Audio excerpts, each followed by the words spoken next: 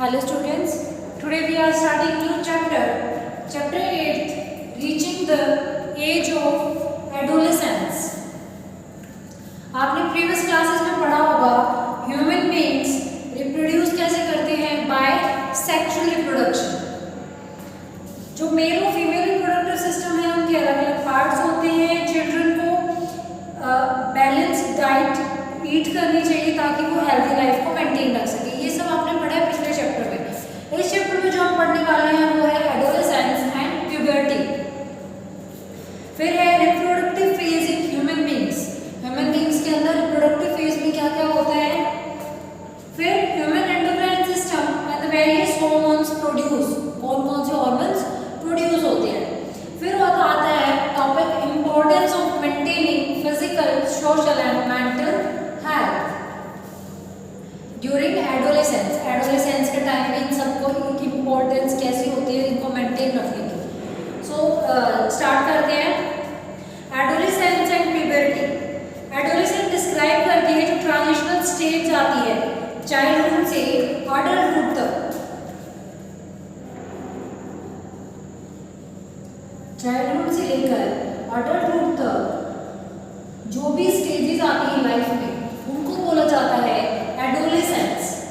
रफली ये वो पीरियड होता है between the age of 11 to 19.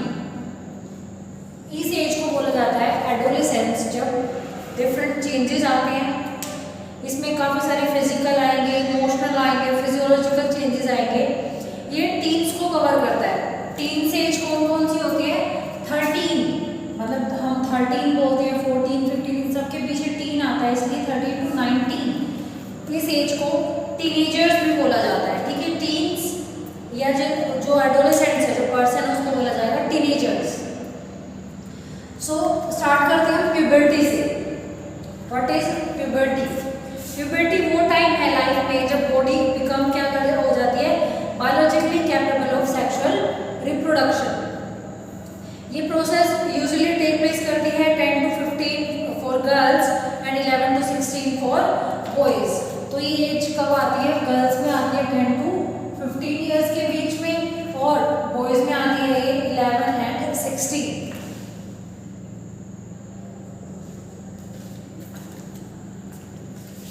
Puberty and होती है जब एडोलेसेंट रिप्रोडक्टिव मैच्योरिटी तक पहुंच जाता है. टाइमिंग और स्पीड जो होती है चाइल्ड फिजिकल डेवलपमेंट की वो एक इंडिविजुअल से दूसरे इंडिविजुअल तक वेरी करती है. ये एक प्रोसेस है लेकिन हर एक individual goes through. It is largely determined by the genes inherited from the parents. जो पेरेंट्स से जीन्स आते हैं वहाँ से इसको डिटरमाइन किया जाता है. यहाँ पर कोई भी नहीं है उसको हम स्लो डाउन कर दें या स्पीड अप कर दें इस प्रोसेस को. लेकिन हर एक इंडिविजुअल इस प्रोसेस के थ्रू जाता ही जाता है अडल्टहुड तक.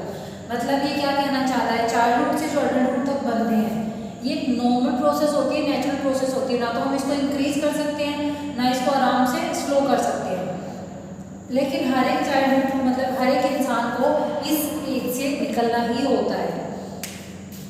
तो कुछ चेंजेस हैं जो प्यूबर्टी के टाइम टेक प्लेस करते हैं. सबसे पहले इंक्रीज इन हाइट. हाइट में इंक्रीज आता है ग्रेजुअल और समटाइम मोर रैपिडली होता है एक या दूसरे चाइल्ड में. जो बोन होती हैं आर्म्स और लेग्स की वो जल्दी जल्दी ग्रो करती हैं और पर्सन को टॉल बनाती है. इसको ग्रोथ स्पर्ट भी बोला जाता है. एवरेज बात करें तो एक साल में 3.5 इंचेस ग्रो करते हैं.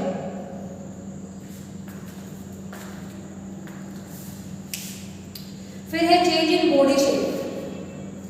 चाइल्डहुड के टाइम दोनों का बॉयज और गर्ल्स में बॉडी शेप्स सिमिलर दिखती हैं जब बच्चे होते हैं. लेकिन प्यूबर्टी तक उनके काफ़ी सारे चेंजेस आते जाते हैं. शोल्डर जो होते हैं वो ब्रॉडर हो जाते हैं, चेस्ट वाइड हो जाती है, मस्कुलर बन जाते हैं, अडल्ट की तरह दिखेंगे. फिर है वॉइस के अंदर चेंज आ जाता है.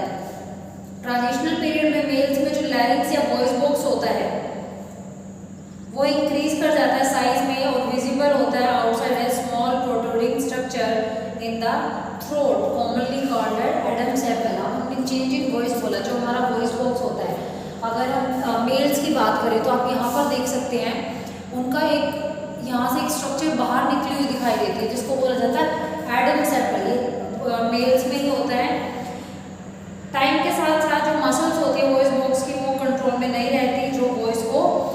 होर्स बनाती है, क्रोकी मतलब तेज आवाज बना देती है, या होर्स क्वर्की वॉइस वो बना देते हैं। ये कुछ दिनों तक रहता है, फिर कुछ हफ्तों तक भी, and eventually voice become steady and deeper.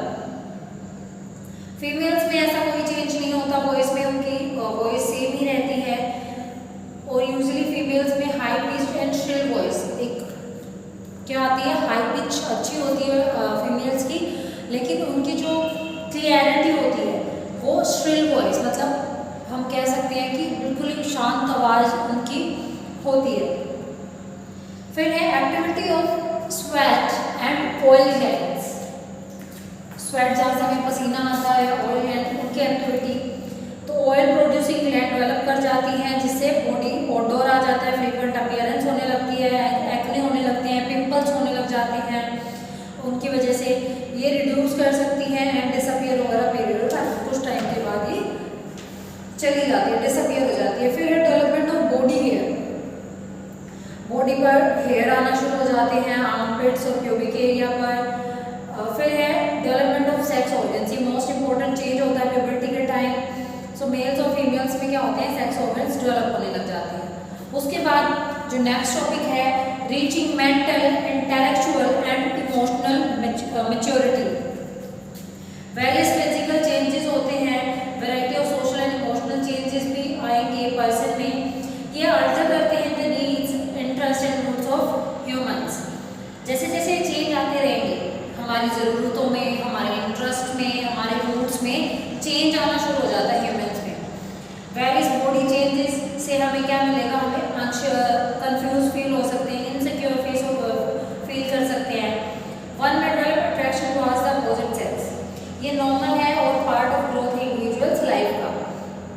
Individual एक सर्टेन लेवल पर इंटेलेक्चुअल मैच्योरिटी गेन कर लेता है और एनालाइज करने लग जाएगा, इवेल्युएट करने लग जाएगा, अपने व्यूज आइडियाज एक्सचेंज करने लगेगा। अब जैसे बच्चे हैं उनको डिबेट का नहीं पता होता, लेकिन जैसे जैसे आप ग्रो करते रहोगे, आपको अपने एनवायरनमेंट की समझ आती जाएगी, आप डिबेट करने लग जाओगे कि हाँ मुझे ये चीज़ पता है, तो दूसरे के साथ उसको भी पता है, तो आप अपनी नॉलेज शेयर करते हो।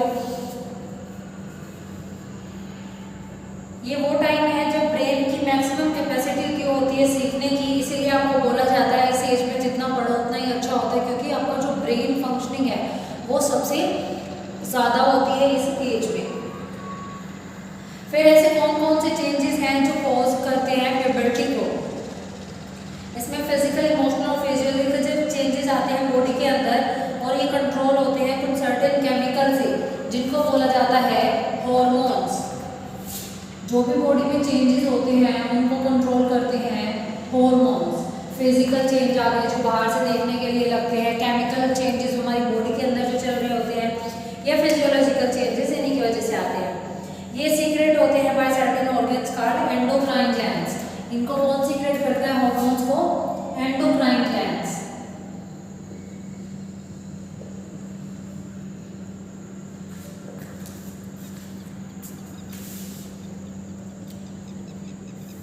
हॉर्मोन ब्लड में ट्रैवल करते हैं जब तक वो अपने टारगेट साइट्स तक नहीं पहुंच पाते, या उस सेल तक जहां पर हॉर्मोन्स को रिसेप्टिव बनाना है।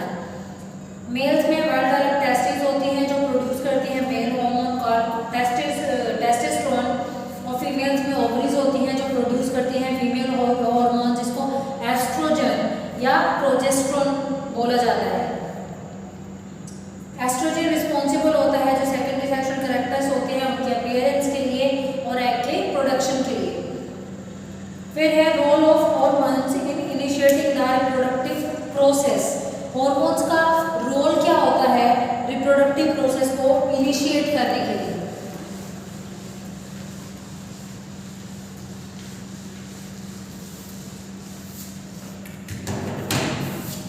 तो जो मेल और फीमेल हॉर्मोन्स का प्रोडक्शन होता है वो अंडर कंट्रोल होता है पिट्यूटरी ग्लैंड या मास्टर ग्लैंड के अंदर। ये स्मॉल ग्लैंड होती है जो लोकेटेड होती है at the base of brain, brain के अंदर लोकेट होती है पिट्यूटरी।